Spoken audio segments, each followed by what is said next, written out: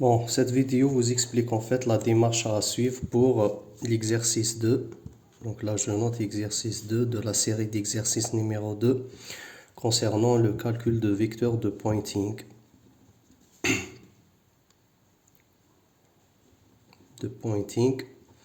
Donc on a dit en fait dans le rappel du cours que le vecteur de pointing en fait exprime l'énergie ou bien la puissance électromagnétique, d'accord, transportée par une onde électromagnétique.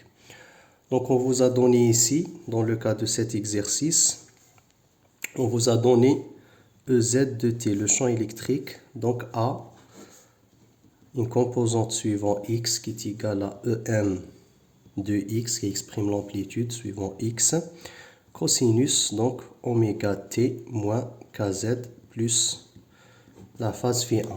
Donc là, on déduit que l'onde électromagnétique ou bien la direction de propagation s'effectue suivant l'axe des Z.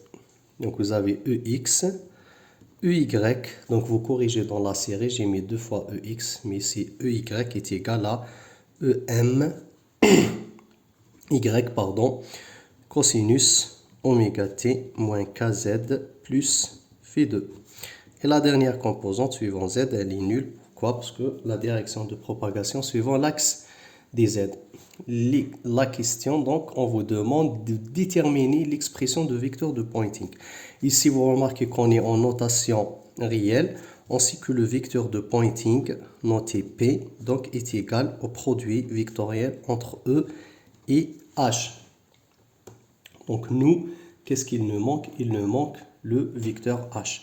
Donc moi j'ai deux vecteurs ici. Donc E, il a trois composantes EX, EY et EZ qui est égal à 0. Donc c'est EX, EY et puis 0. Reste à exprimer ou bien trouver l'expression de vecteur H, mais logiquement il va y avoir, H, X, HY et HZ. D'accord? On a dit que le vecteur de pointing, donc, il est perpendiculaire au champ électrique et au champ magnétique, mais il est parallèle. Donc, P, je note ici P. Donc, P, il est parallèle à la direction de propagation. À la direction de propagation. Ce qui implique que dans ce cas-là, le vecteur P, ici, on peut dire qu'il aura une composante Px, Py et puis Pz. Px, ça va être nul, Py, ça va être nul, parce qu'il est parallèle à la direction de propagation qui est dans ce cas d'exercice, s'effectue suivant l'axe Z. Donc, il aura une composante suivant Z. Maintenant, pour exprimer, pour trouver la composante de champ magnétique H, donc on utilise quelle équation? L'équation de Maxwell-Faraday, rotationnelle de E est égale à moins d de B sur dt. Avec, on sait que B est égal à mu fois H. D'accord? Si on se considère dans le vide, donc B est égal à mu 0 fois H. Donc H, donc ou bien implique que H, ça va être égal à A sur mu 0 fois B. Donc c'est ça l'expression de H. On calcule maintenant le rotationnel de E. Ça va être un peu compliqué. Supposons que je ne connais pas la relation qu'on a démontrée tout à l'heure concernant la relation de structure de l'onde. On a relation, si on utilise la relation de structure de l'onde, donc on a B normalement est égal à 1 sur C, 1 sur C, N vectoriel E, c'est ça. On a dN, donc c'est la normale à la direction de propagation. À la direction de propagation. Dans notre cas, donc n, ça va être quoi? 0, 0 et 1. Elle a une composante suivante, z. Donc on applique cette expression-là. B est égal à 1 sur C, 0, 0, 1 fois, enfin vectoriel, pardon, EX, EY et 0. On trouve 1 sur C. D'accord, vous suivez. Donc j'ouvre un crochet, je calcule, donc la première ça va être 0 moins EY, suivant X. Puis j'ai un signe moins, donc ça va être 0 fois 0 moins EX, moins avec moi ça fait plus EX, EY. Et puis la dernière ça va être 0 suivant Z. Donc B est égal à quoi? Et là, trois composantes, BX est égal à moins 1 sur C, Y. BY est égal à 1 sur C, EX. Et BZ est égal à 0. Implique, nous on cherche H.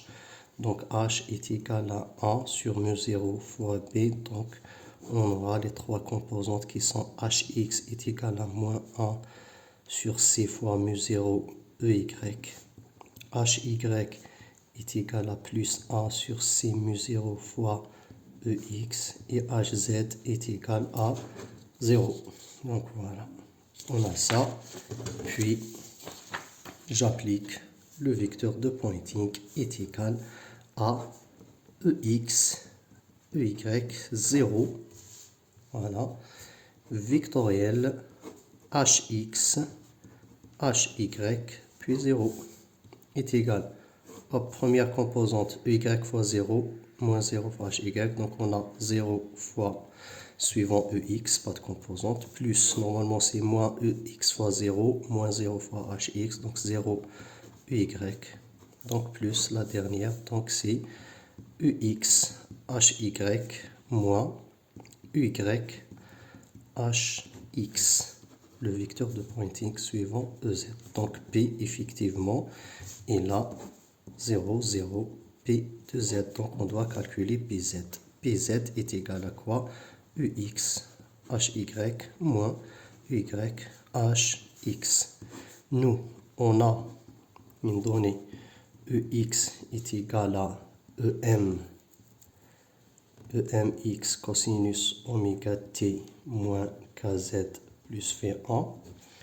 EY est égal à EMY cosinus oméga t moins KZ oméga t moins KZ plus phi2. Donc il suffit juste de remplacer. Et puis I, si vous voulez, on peut le rajouter ici. HX, donc on a dit que HX est égal à 1 sur C mu0 fois EY fois ça. Donc c'est EMY cosinus oméga t moins KZ plus phi2. Et puis HY est égal à 1 sur C mu0 EMX cosinus oméga t moins KZ plus phi1. Il suffit juste de remplacer ici. Hop. Ici. Donc là, j'ai de l'espace. Donc là, P de Z est égal à EX fois HY. Hop. Ça va être EMX au carré fois 1 sur C mu0. Puis cosinus carré de oméga t moins KZ plus. Puis ça va être moins EY ici, pardon, il est là. Donc EY fois HX. Donc ça va être ça fois ça. D'accord? Donc moins avec ce moins là, donc ça va être en plus normalement 1 sur C mu0 EMY au carré. Donc ça fois ça cosinus carré de oméga t moins KZ plus phi. Voilà. Donc c'est phi A égale, ça c'est supplémentaire, est égal à 0. Pz, ça va être quoi? Ça va être A sur C mu 0 EM x carré cosinus, ça c'est supplémentaire, cosinus carré moins kz, plus A sur C mu 0 EM y au carré cos oméga t moins kz au carré, bien sûr. Donc on peut tirer ça en facteur avec ça, donc on aura Pz est égal à A sur C mu 0 cosinus carré de oméga t moins kz, donc fois EMX carré plus EMY carré. Voilà. C'est le corrigé de l'exercice 2 qu'on a expliqué tout à l'heure. Voilà. Merci.